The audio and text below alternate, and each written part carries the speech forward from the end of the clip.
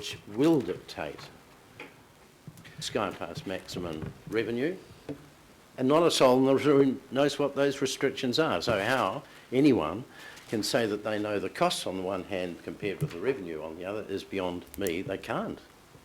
So just supplementary, Mr Chair. Kevin, are you saying that this agenda item and this business report that we've got here tabled today that we're considering on gives us no indication on running costs or construction costs? Well, I read it and I couldn't find any. I know there's a lot of figures that have been redacted, so I don't know what those redacted figures are.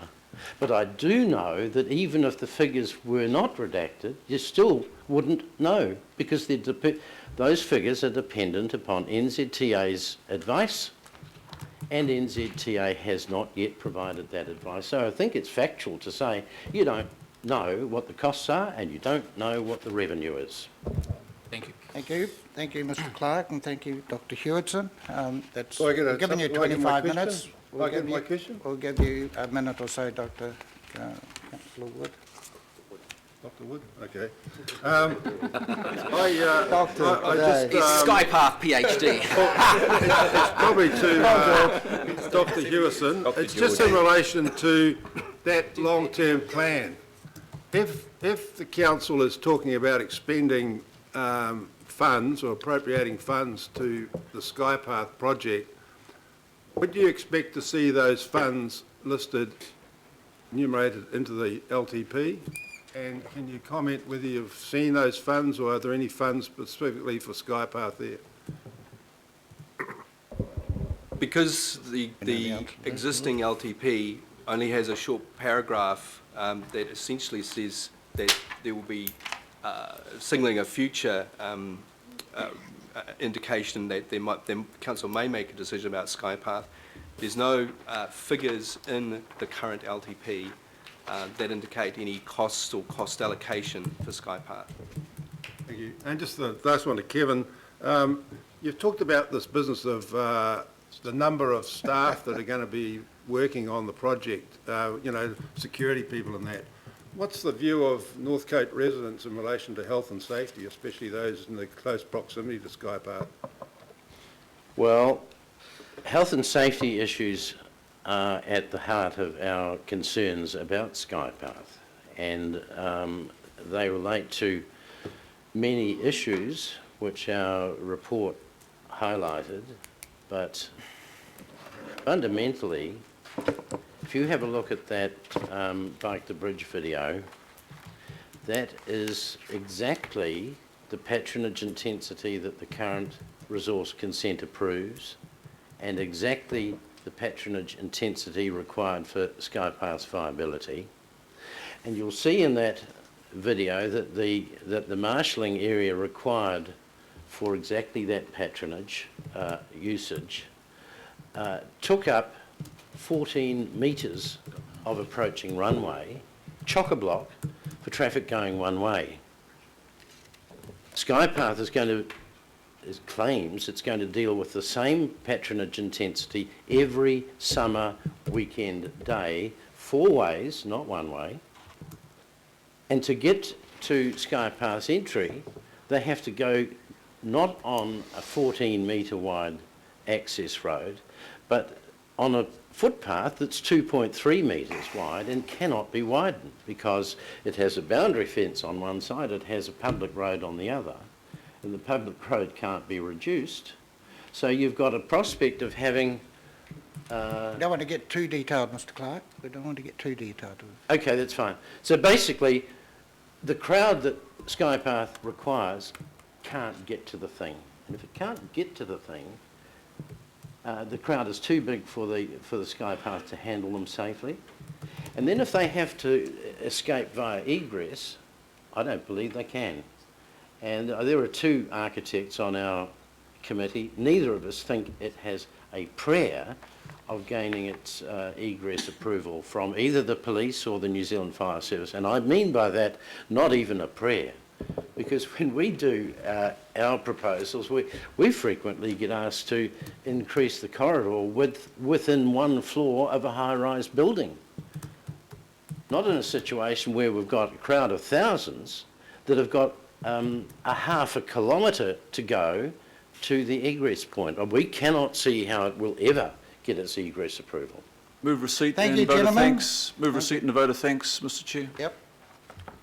Moved by Second. councillor Darby, seconded by councillor Cooper. Thank you very much, gentlemen. All those in favour? Aye. Thank you. Thank you. Bike Auckland, Skypath. Barbara, is Barbara here? Is Barbara?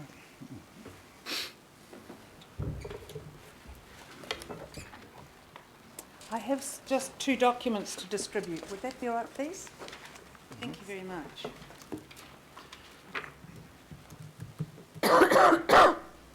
And an awful cough.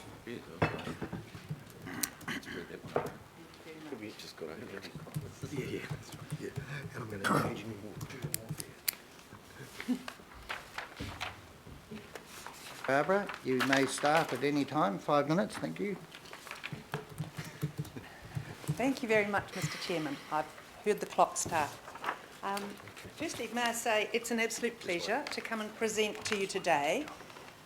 In the early days of the Super City, we used to present to you regularly, and we haven't been doing that, and I must admit it's our loss. So thank you. It really is a pleasure to see you all today and to have the opportunity to speak to you.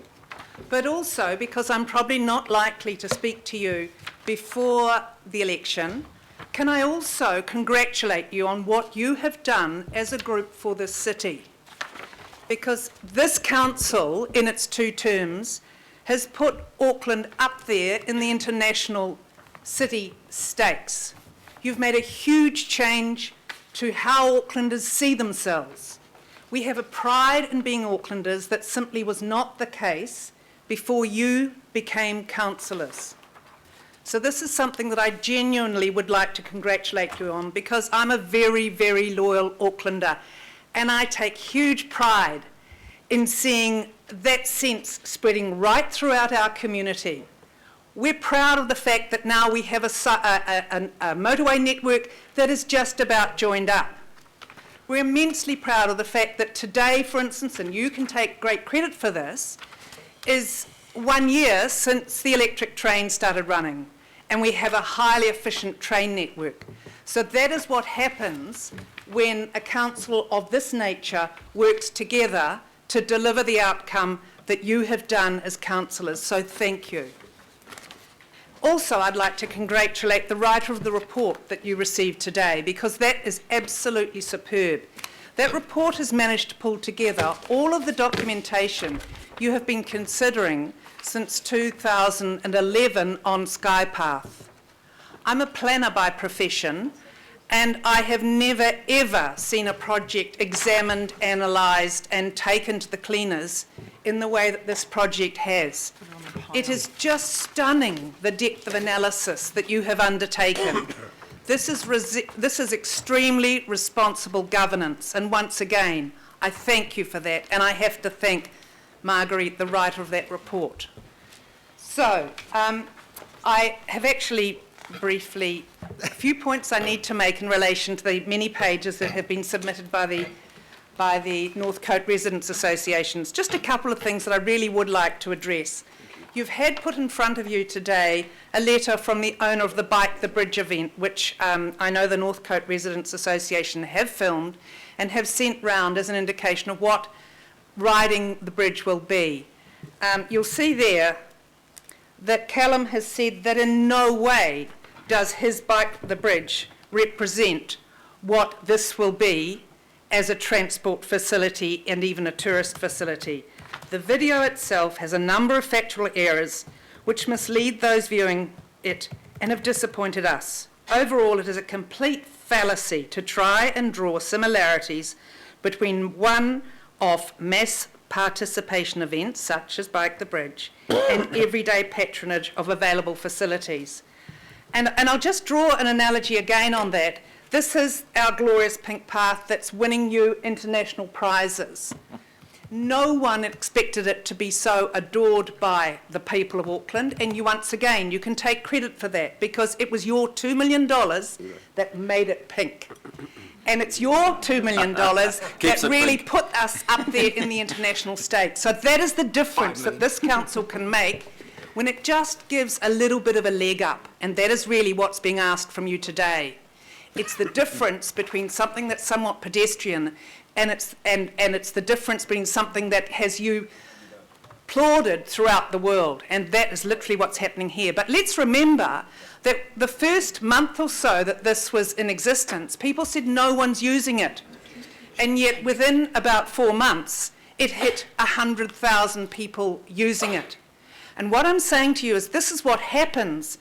I'm an avid cyclist, I don't have a car, but when we get around on a bike, we're quite small. We're really not noticed so much. And that's what happens on this facility here, and you'll see on Skypath. Not many people will notice those people because we move quietly and quite efficiently, and we're quite compact. And that's what happens here. That's what will be happening on Skypath. Just as, 1,800 people a day riding along Tamaki Drive. It's not a crisis. That is how our city moves. That is how Skypath will be moving. It will be a trickle of people using this facility.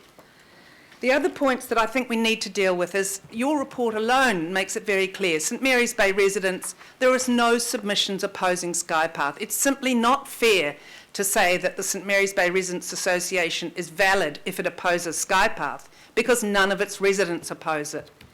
And I think your own work, you've got the Waitemata, the Devonport Takapuna and the Kaipatiki, all those local boards support Skypath.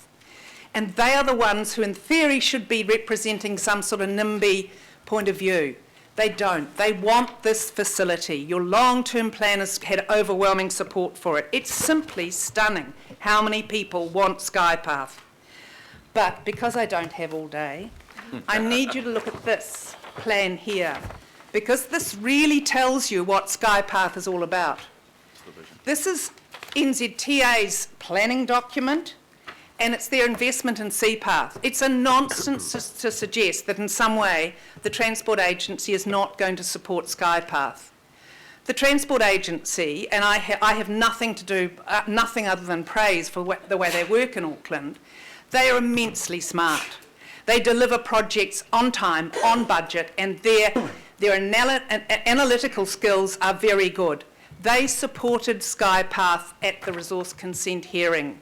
So this is not a body that has any concerns of significance in relation to Skypath. They have planned and are building Seapath to take you right to Skypath. Once again, if that was not a vote of support for Skypath, I'm really mystified as to what we need to do. And just Barbara, remember... I think we're just almost over, and yes, thank you. I'm looking around and I see other councillors wanting to give you extended time because we really don't have many people come and say how wonderful we are. Keep going. However, you are at 6 minutes, so... It's absolutely genuine. This council delivers. This council will deliver today. This council will deliver this vital piece of infrastructure, because you have here the planning document that has been done, that all paths lead to Skypath. And if we really want to deliver that network effect of more people cycling and fewer cars on our road, we have to bring Skypath quickly. Please, please support Skypath today. Thank you, Barbara. Thank you. Questions of Barbara? Councillor Walker. Yeah, one of the matters I've raised in terms of the patronage of Skypath is around the revolution that's happening in electric bikes. Obviously, we've got a path that's going to be going over a bit of a hump over the bridge, and quite obviously there's a significant catchment for the Skypath and Seapath, but quite obviously electric bikes enable that catchment to be extended. So my question is around, has your group given some thought to the impact that electric bikes will have on the Skypath, the viability, the patronage of Skypath, Seapath? Well, we have, in the sense that electric bikes have really taken Auckland by storm, so that we have all the electric bike suppliers in Auckland are really struggling to keep up with demand. They simply cannot keep enough bikes on the floor. the local car sales business in Devonport, now prime space in its showroom is electric bikes. That is where we've got to. So the community is really ahead of the game. But I can't, the point about SkyPath we have to remember is that it's designed to take a wheelchair